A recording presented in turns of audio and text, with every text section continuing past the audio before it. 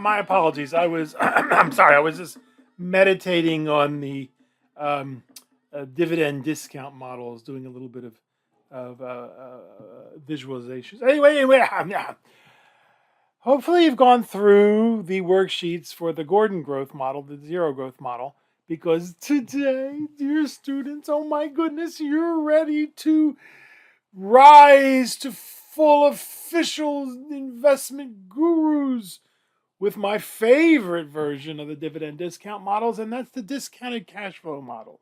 Now, there are various versions of this.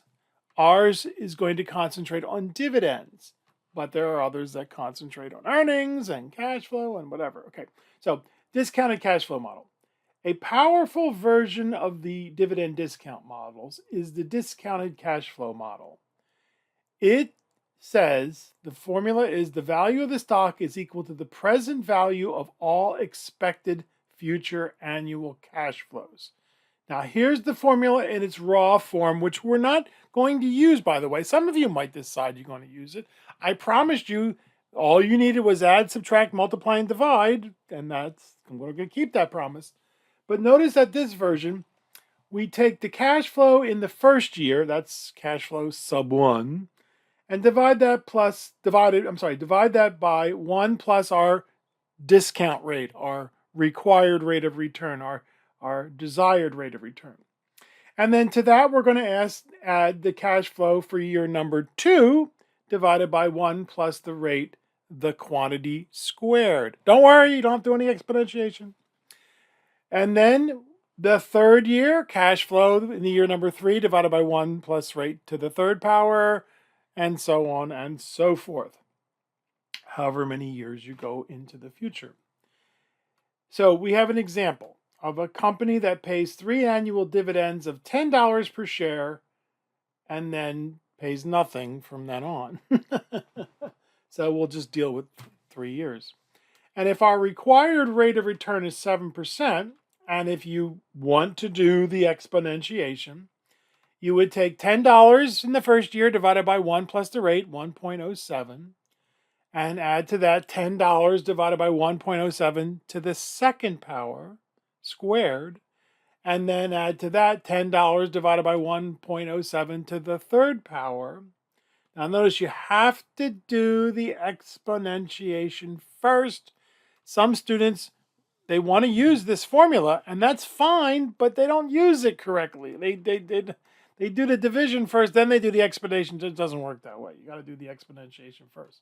But anyway, if you do that, and you don't have to, I told you don't have to, you wind up with $26.24. But how often do companies pay 3 annual dividends and then promptly go out of business? Plus, we keep using this term, present value of all expected future. What does present value mean anyway, Payano? Well, slide number 22. Present value is the value today of a lump sum or series of payments to received at some future date. It's the opposite. It's the inverse of future value. Did you work on the optional future value exercises in chapter 1? You didn't have to. But present value is the other side of the coin. For example, if we have $10,000 today, at 10 years at 10%, we would have $25,940. That's the present value of that lump sum investment, $10,000 today, that we would receive in 10 years if we were to get 10%. And there's the formula, but again, you don't need the formula. We just use the tables. The opposite side of the coin is the present value. If we knew we were going to get $25,940 in 10 years, and our required rate of return, our discount rate, were 10%, then we would say, what's the present value of $25,940 in 10 years at 10%? We'd find that the present value, what it is worth to us today, is $10,000. And again, there's the formula, which you don't need. Present value and future value, they're just two sides of the same coin. In finance, present value tells us what the future value is worth today. And here's one of those words you just got to get used to, folks. The verb for computing the present value is called discounting. I know it sounds kind of dumb, but get used to it because that's the word we use. It has nothing to do with going to the store and getting a discount on some goods or services. No, it's not that. It's taking the values in the future that we expect to get. I mean, we don't know we're going to get them, but probably we will. We don't know. And bringing them back to the present. That is called discounting. So I know it's going to take a while before it sounds right to your ears, but that's the verb we use, so get used to it. Slide 23. Did the formula scare you? With exponentials? This formula has the present value calculation built into it. We mere mortals simply use the present value tables to discount the future annual cash flows, just as we used the future value tables back in chapter 1, assuming you did the exercise and you didn't have to do them. We showed you what happens when you put $100 away for 30 years, 40 years. You see that it's substantial. So now the formula becomes cash flow in the year number 1 times the present value multiplier. That's what PVM stands for, not Puerto Vallarta Marina. No. Present value multiplier for year number 1. And the cash flow in year number 2 times the present value multiplier in year number 2, plus the cash flow in year number 3 times the present value multiplier for year number 3, etc.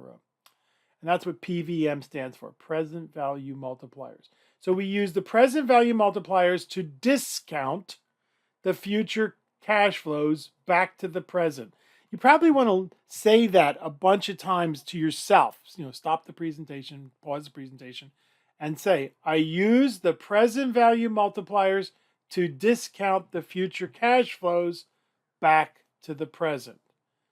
It doesn't make sense. But you say it enough times and it will start to make sense. So now on slide number 24, let's do the same example over again using the present value multipliers. Now there's the link to the present value multipliers. I have them queued up. We have 3 annual dividends of $10 per share, and our required rate of return is 7%. So let's go to the present value table. I have it on the desktop here. There's the present value table that you will print out. I wish you would have it handy because you're going to refer to it often. We go across the 10% and we see that the present value multipliers are 0.935, 0.873, and 0.816 for years number 1, 2, and 3. So 935, 873, 816. So now if we go back to the presentation, we see that we took $10, the cash flow in year number 1, times 0.935, $10 the cash flow in year number 2 times 0.873, and $10 the cash flow in year number 3 times 0.816. So what is this telling us? The $10 that we're going to get in 1 year today is worth $9.35, assuming we want 10%. If we want 8%, it's going to be different. If we want 15%, it's going to be different. Remember, everybody has a different required rate of return. For us at 7%. Did I say 10%? My apologies. 7%. 7%. For us at 7%, the $10 that we get in 1 year is equal to $9.35.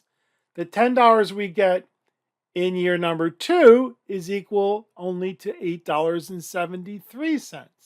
The $10 we get in year number 3 is worth $8.16.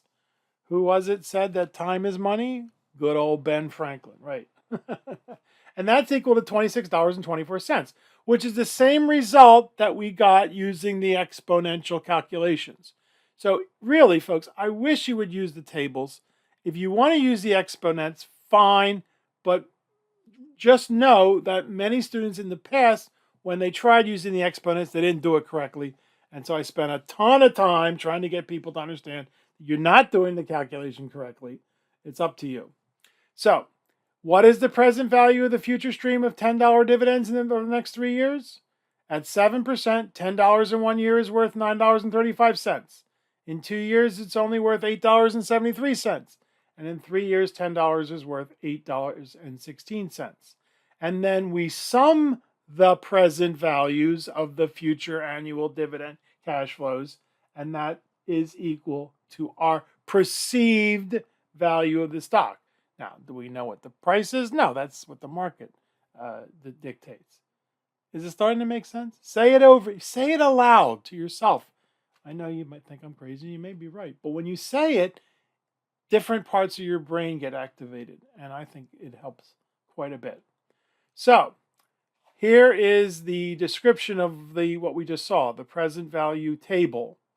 There's going across the 7%, years number 1, 2, and 3, $10 times 0.935, $10, 0.873, $10, 0.816.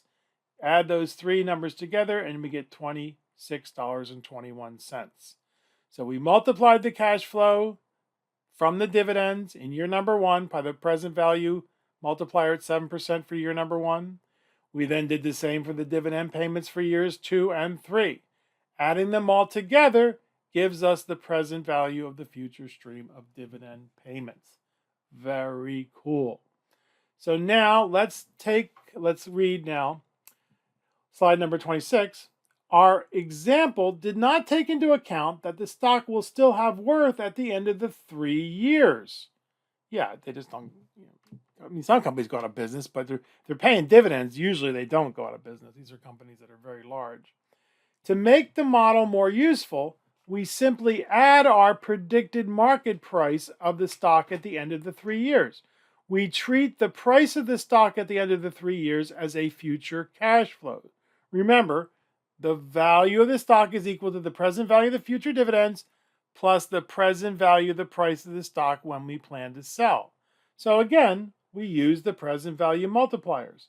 And as a reminder, as with the other dividend discount models, the model is very sensitive to our estimates and our choice of required rate of return, and hence the results will vary wildly depending on your chosen discount rate, your chosen required rate of return, your chosen desired rate of return, your chosen expected rate of return.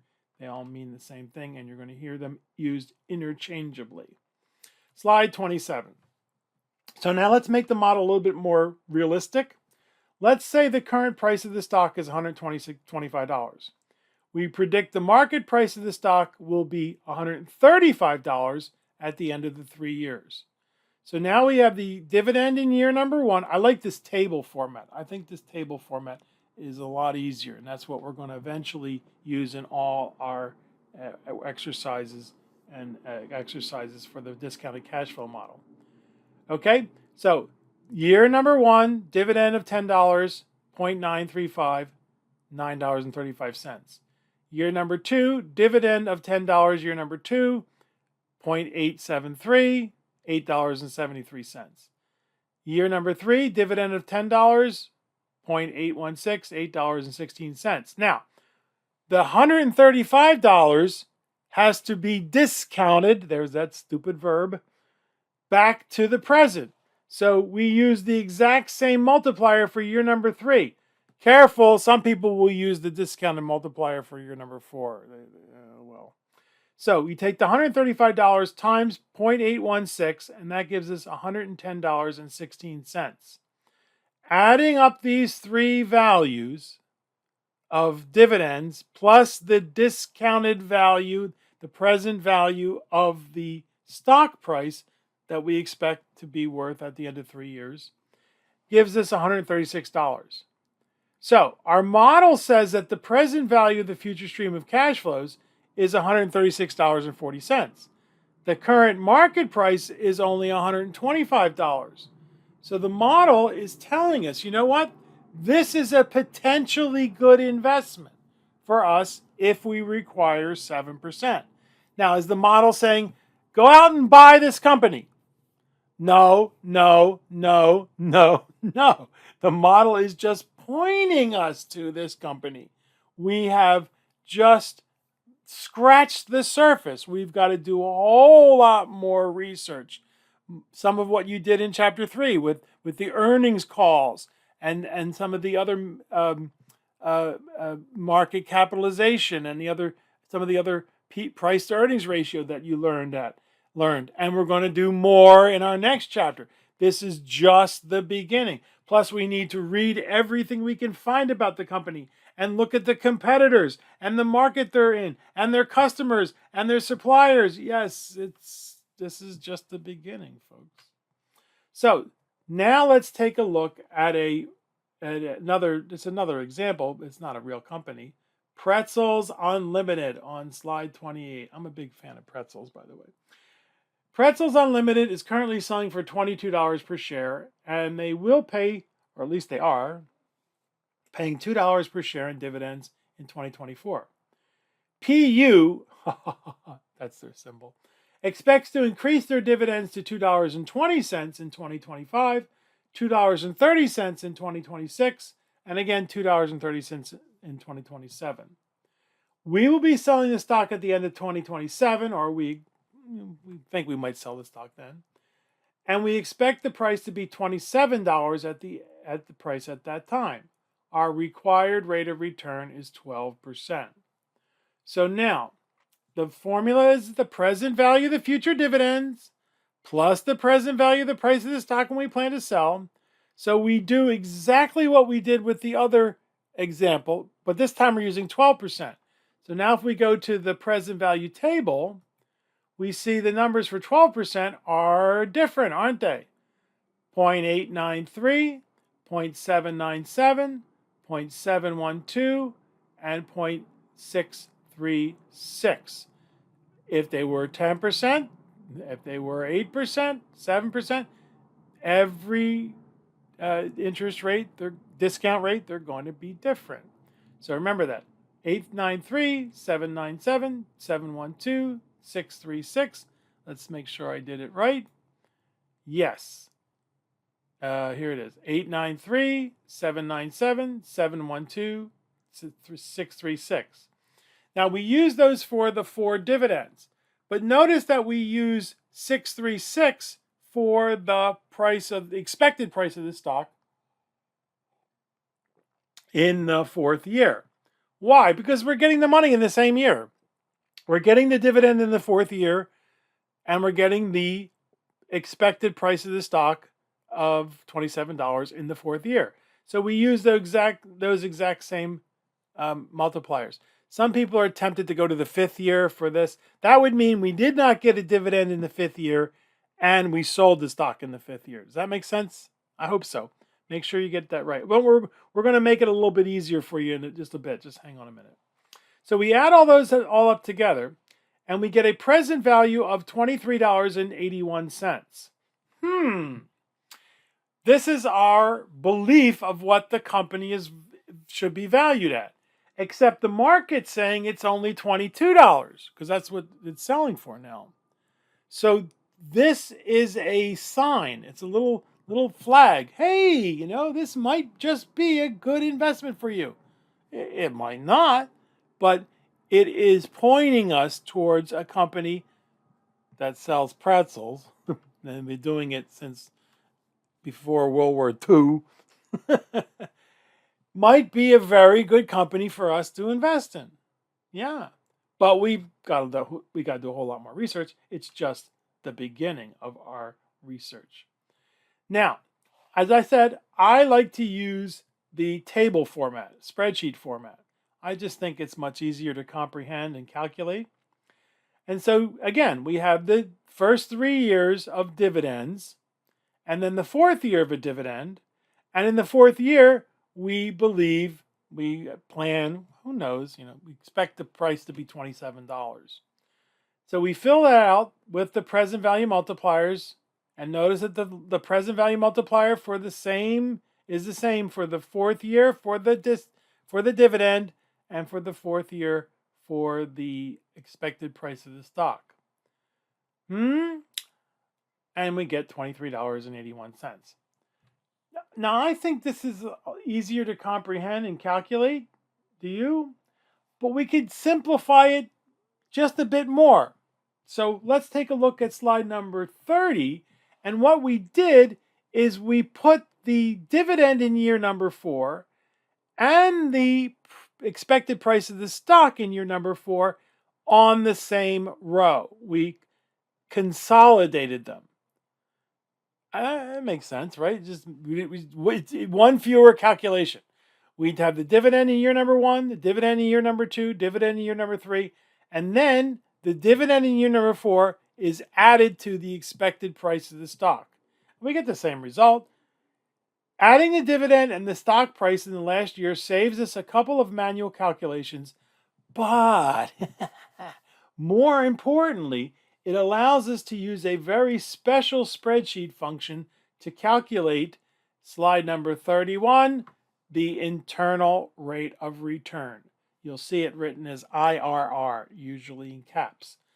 The internal rate of return is a measure of what rate of return we expect to get from a series of cash flows, including both positive and negative flows.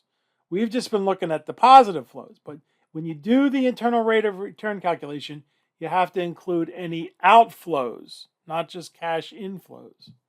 Someday, when you take an upper level or graduate finance class or investment class, you will learn how to manually compute the internal rate of return, and hopefully you will not have a sadistic professor who will require you to calculate it manually more than once. Look, folks, it's not hard. It's just very tedious. It's an iterative process of trial and error. And so it's just a bunch of calculations, and it's not that hard, really. But who wants to do it? That's why we have computers. We don't go out and plow the field with a hoe, 100 acres of corn with a simple hand tool. We use a tractor. And the same thing is true for calculations. That's why we have computers. We are simply going to enter the numbers into a spreadsheet formula and press the enter key. In other words, look, we desired, we asked for a 12% rate of return from Pretzels Unlimited. But if we get the numbers that we are expecting, what exactly will be our rate of return? Assuming we get the numbers. Remember, the dividends are optional. We don't know what the price of the stock is going to be 4 years, but let's assume everything goes according to plan. So now we have a spreadsheet. And if you've never used a spreadsheet, folks, they're really not hard. They're like a big bingo game. But instead of B23, you've got cells, which could be B23, A1, A2, B2, B. And so here we have the, let's assume this is A column and the B column and the C column. And so the formula is equal the internal rate of return, the values that we're going to pay and receive. Remember, you have to do cash outflows as well as cash inflows.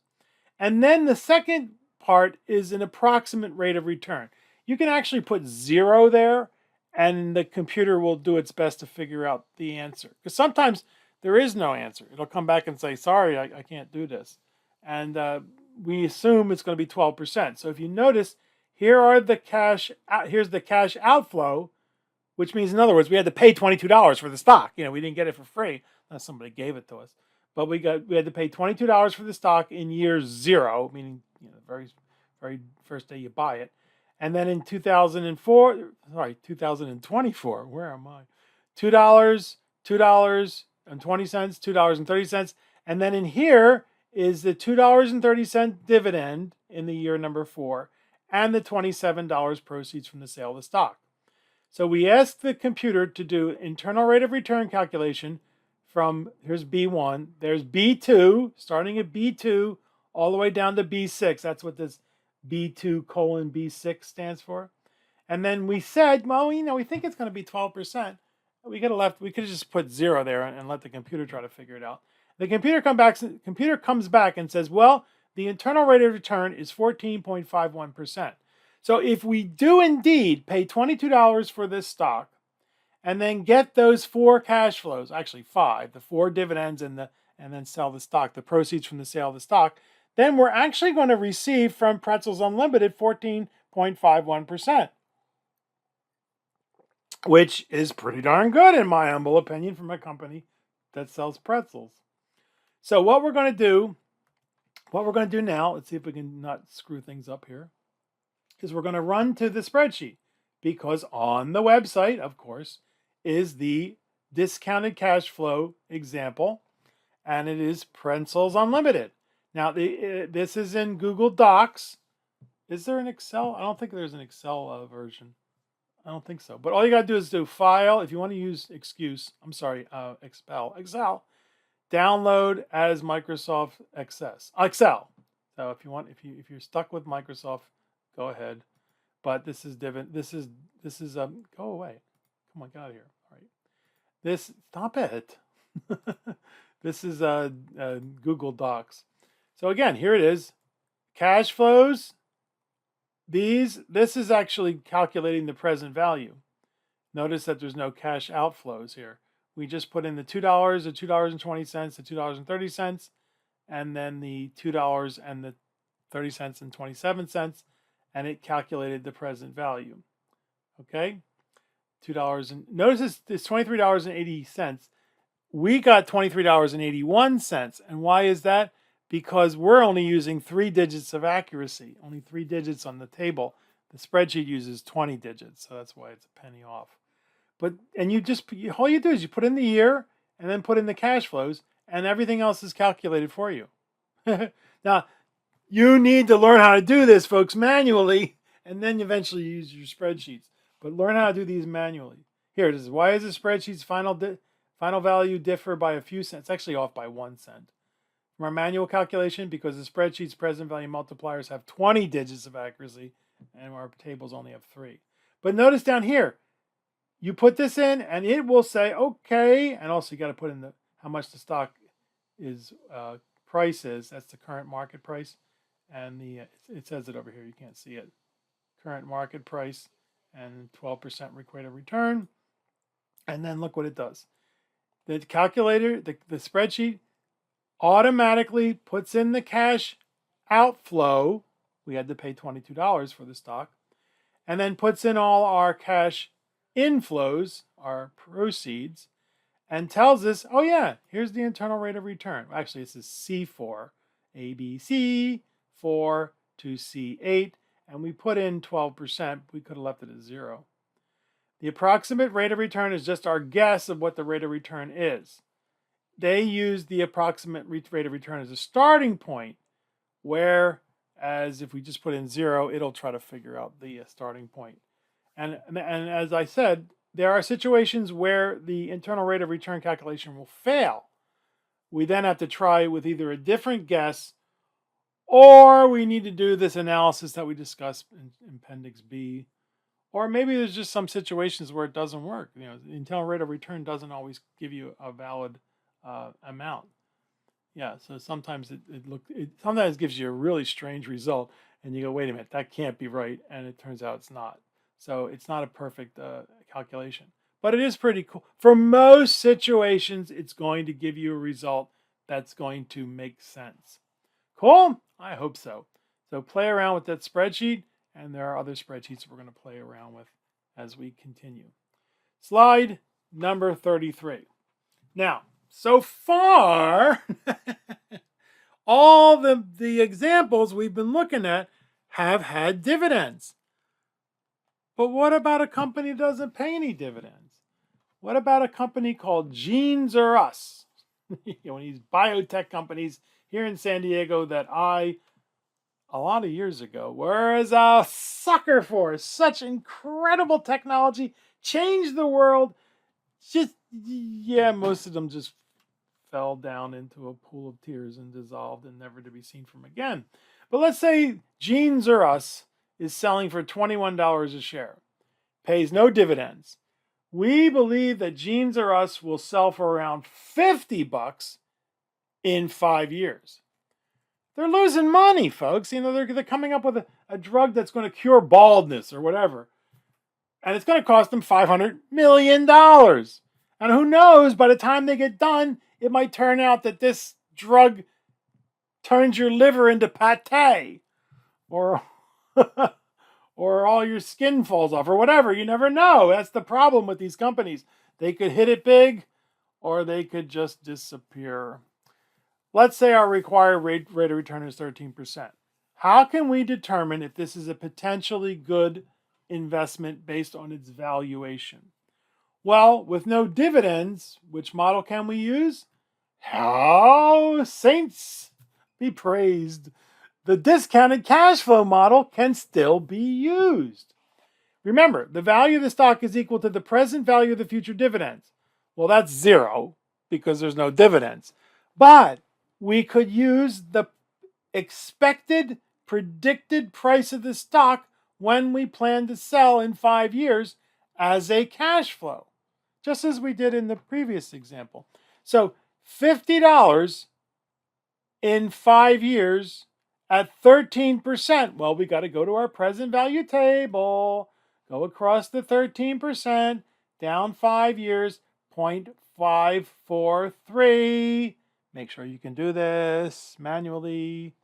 And sure enough, we take $50, 0.543, and it's equal to $27.15, and it's selling for $21. So we could say to ourselves, you know what? This could be a potentially good investment, couldn't it? Not so fast. Can you see? Can you feel? Can you predict what's going to happen with a company like Jeans R Us versus Pretzels Unlimited? A company that's been around for decades selling pretzels with a company that's creating a new drug that may or may not work? Are you starting to see the difference in risk versus reward? Yeah, this company could be worth $50 in 5 years. It could be worth $500 in 5 years, or it could be worth 50 cents. And I'm not trying to dissuade you from buying a Jeans R Us and tell you only should buy Pretzels Unlimited. No. How about this? How about if for every Jeans R Us you buy 4 or 5 Pretzels Unlimited? For every one hot biotech company or whatever, you buy Procter & Gamble that sells soap and and Clorox and the Colgate Palmolive, Colgate toothpaste. Really boring companies. Is that a deal? I don't know. It's up to you. It's up to you. But our goal as in teaching this is that you will be able to have your eyes wide open when you see a company and see the difference in risk versus return. I think so. Okay, so unlike the other dividend discount models, the discounted cash flow model can still be used if there are no dividends. We simply treat the expected future price of the stock as a single future cash flow. This is very cool in my humble opinion. So now let's apply the two spreadsheets to Jeans R Us. The current market price is $21, and we expect the stock price to be $50 in 5 years. We're looking for 13% rate of return. They pay no dividends. So the dividends in years 1, 2, 3, 4 are all zero. So what's the present value? Zero. But in the year number 5, we take the $50 times the 0.543, and we get a present value of $27.15, which is higher than the current market price. And then to do the internal rate of return, we put in the initial cash flow of $21. You have to do that, folks. And then the next 4 years, we have to put this zero in. You can't, there's no shortcut. You got to put in all the cash inflows and outflows every year. And in this case, there's zero for the next 4 years. And in the 5th year, we expect $50. We don't know if we're going to get $50, whatever. We think we're going to get $50. And we run the internal rate of return from B2, assuming this is B1, A1, B1, C1, B2 to B7, and let's put in 0 because we'll let the computer figure it out. And the computer says, you know what? Hey, buddy, if you pay $21 for this stock now, and 5 years later you get $50, you're going to get almost 19% annual rate of return, which we know to be pretty darn good, right? Not unheard of with very high risk speculative stocks. Or we could get, 0.0%. You wind up getting nothing. You cannot leave our class without knowing how to compute the Gordon growth model and the discount cash flow model. I mean, seriously, folks, some students, it's going to be on exam number 2, it's going to be on exam number 3, it's going to be exam number 4, and it's going to be on the final exam. And some students get it immediately, and other students are still lagging at the end of the semester. And I plead, and I beg, and I cry, and I just, please learn how to do this. If you don't learn how to do this, what are people going to think about me? So please study them now. Study the worksheets. Go over them several times, and remember that eventually you're going to have this so internalized that you won't have to do the calculations. You'll just pick up the spreadsheet and let the spreadsheet do the calculations for you. Are you with me? I hope so. Please do it. Please, please, please. I don't know. I can't get them. Anyway, slide number 35. And folks, as I said, there are many of these things out there. And it just doesn't make sense to try to learn them all. No. Concentrate on these few this semester. And then after you leave us, some students at the end of the semester, they think they need to take another class. No, you don't need to take another class. You will have the basics. Now it's just a matter of learning more tools that are based, they're variations on a theme, and then finding which tools work for you, and then going out and making some investments and making some good choices and some not so good choices. And yeah, I'm serious. Some people don't believe me, but yeah, you're going to leave this class with some tools, realizing there are many others.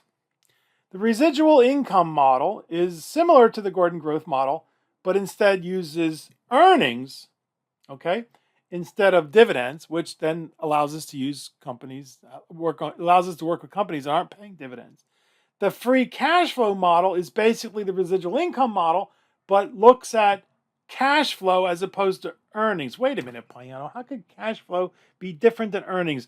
Next chapter. And if you've taken accounting, you know that earnings and cash flow are two different things depending on the company because of this strange gap. Generally accepted accounting principles, or whatever it stands for. And then the price ratio models, which use various price ratios and estimated growth rates to predict the future price of the stock. Folks, there are many valuation models. You have the rest of your investing career to explore them. Please contact me when you find one that is better than the discounted cash flow model for dividend-producing companies. Okay, that's my favorite. That's the one I use, folks. I'll tell you my bias is right up front, but that doesn't mean I'm right? They work for dividend payers. One of the best models for growth stocks is the betterinvesting.org stock selection guide, the SSG as it's called. And we'll take a look at it. It's in the appendix in the book, and hopefully I'm going to, at the end of the semester or before, get you excited about joining an investment club sometime, or at least going to some of their webinars online or some of their local local events that they create. The local chapter is actually based in LA, Los Angeles. So a lot of the stuff is up in LA, and I've gone up to one, but the ones that are online, I attend the ones online. And so, there's just many of these things, and you're going to learn a few of them in this semester and realize that you got the rest of your life. That's why I love investing, because it's so open-ended. Other people go, they just get that deer in the headlights. They're like, where do I even start? Well, you got to start somewhere, right? And realize that you'll find your way. One of the things I hope you've noticed that I don't tell you what I invest in. I mean, I'd say I love dividend companies, okay, but I don't say which ones. The last thing personally I want me is for you to say, "Oh, Mr. Payano invests in Procter and Gamble, so I think I'll invest in Procter and Gamble." No, no, no. We want you to find the companies that speak to you, and realize that you're going to make some mistakes, and you're probably going to do some things right, and and if you love it, that's great. You gotta be kind to yourself and realize. Remember, as we said, I don't know if I said it yet, but if you're in the Major League Baseball and you get 3 hits out of 10, you're gonna make $1 million. Exactly. Yeah, you can't be hard on yourself. Okay. Ah, ah. Okay, Payano, this is all great. Oh, by the way, it's time to finish the chapter 4 worksheets, right? Make sure you do both worksheets over and over and over again. This is all great, Payano, but just where are we supposed to get all this historical information anyway? And just who decides what next year's earnings or dividends per share, the dividend growth rate, etc., are going to be, let alone the expected price of a stock in 3 to 5 years? Well, before the internet, should we call it BI, before the internet? This information was not readily available. You'd ask your broker for it, or you would use one of the trusted information sources available in the securities industry, available at your local library.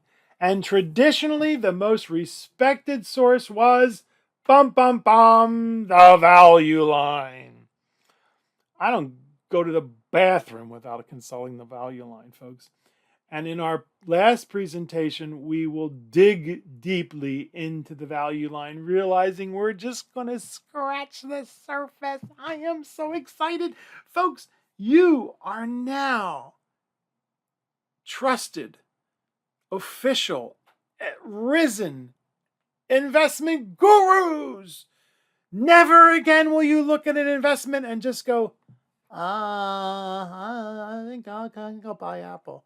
No, you will look at their dividends and their expected stock price, and you'll be able to calculate the present value and say, you know what, this may be a potentially good investment, it may not be a potentially good investment, and now we're going to arm ourselves with a. They're not the only ones, folks. There's a couple others out there. Morningstar is one of them. Another company, CSRB or whatever it is, that have done the hard work for you. They've dug deeply and found all the data on the company, and then they have their own predictions, which you could use, or you can come up with your own. It's up to you. And you are going to be awesome. You are awesome. So we will see you in our last presentation in Chapter 4, where we take a sip from the financial fire hose. I am so proud of you. Think of how much you've learned. And yes, go back and do the worksheets over again. Okay? All right. Bye.